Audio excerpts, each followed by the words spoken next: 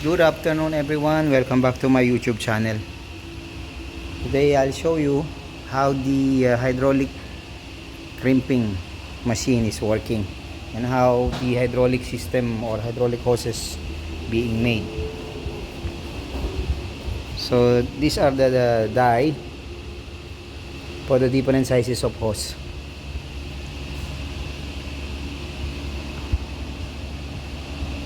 And this is the crimper, hydraulic crimper, and the put switch.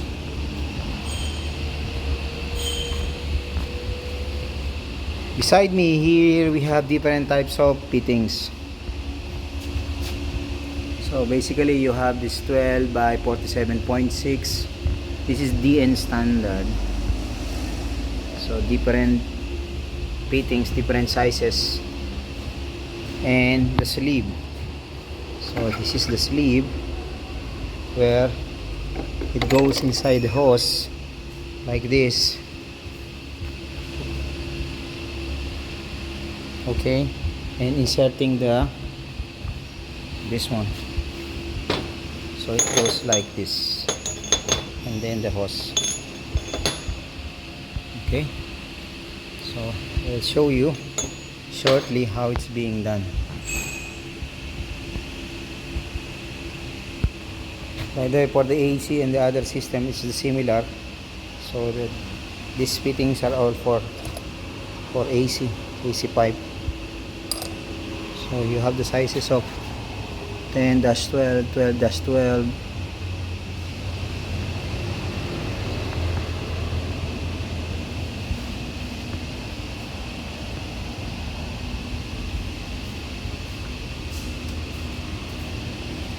and different types of hoses.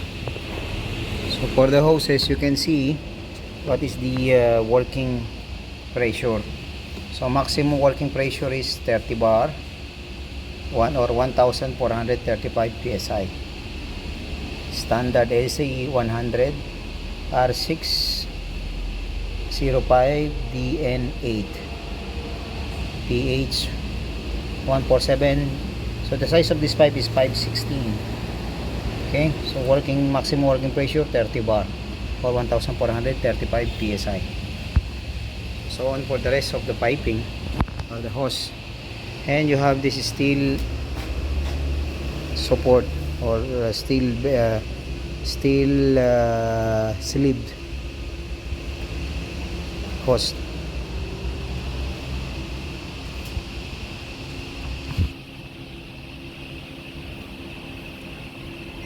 This pipe is for high temperature. So 2-inch pipe, 3000 psi, the N51.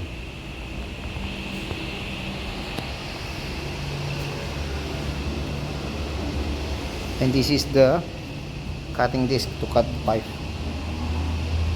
Okay, so shortly I will show you how it is being done. So the first thing you need to do is to insert the sleeve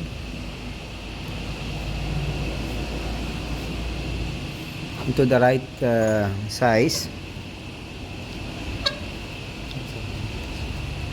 Okay, so the first thing you need to do is to put some lubricant so that it can slide inside the hose, as the hose and the fitting is force fit or force tight. So putting the sleeve and then inserting the fittings.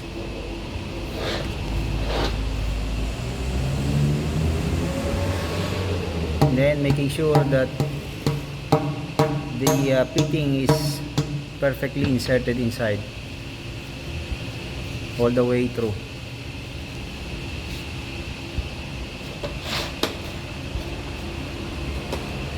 Okay, so what we have here is the crimping machine, and the engineer here will explain to us how to use this machine. So this is for what? It's for a meter. It's an existing pressure. Okay. Adjusting the diameter, size.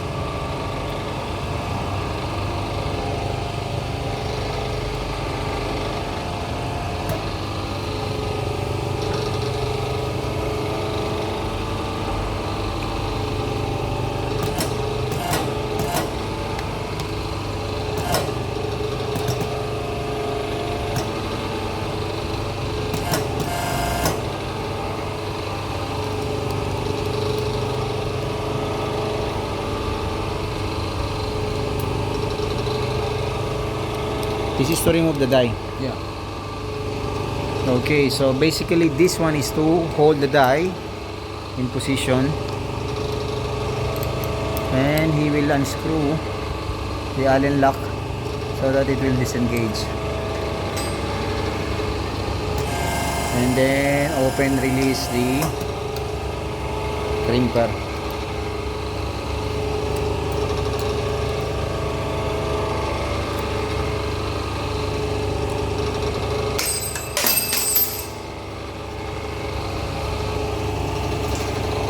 So according to the diameter, external diameter of the sleeve, accordingly we'll change the die.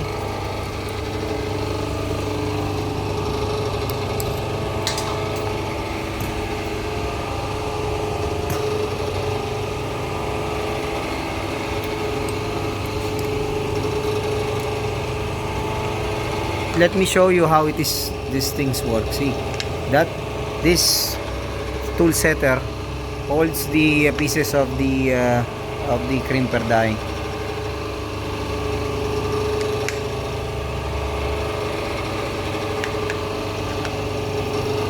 So once it is properly placed, we will sleeve it there and then get the size as per the diameter of the sleeve.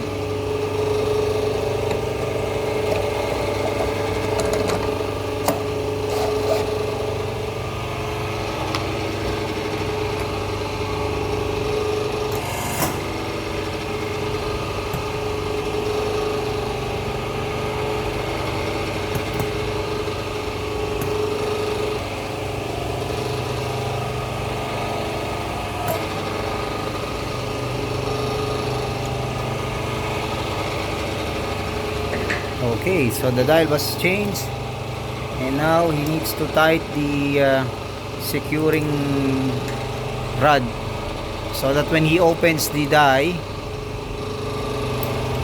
the pieces will not fall out.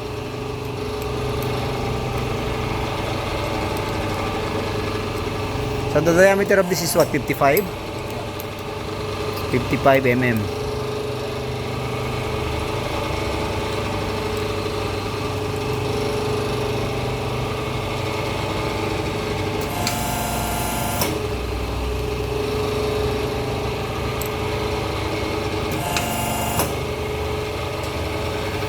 Okay, so our die is already set, and we are ready to press or to crimp one of our hose.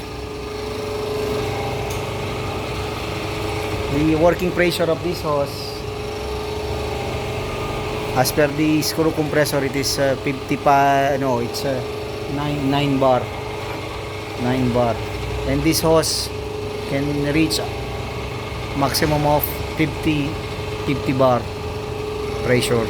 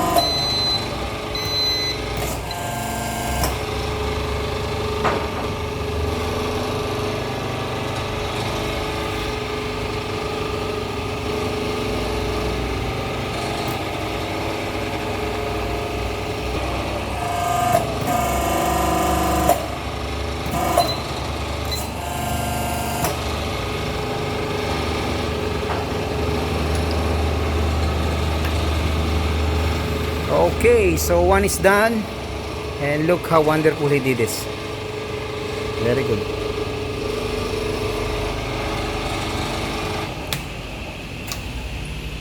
So if you like the video, please like and subscribe, and hope that you will continue patronizing our videos, technical videos, so in order for you to understand how the basic crimping is being done. And also later I will explain to you how the reading of this, like for this one, R1 1 and 1/4. Okay, thank you for watching. Please like and subscribe.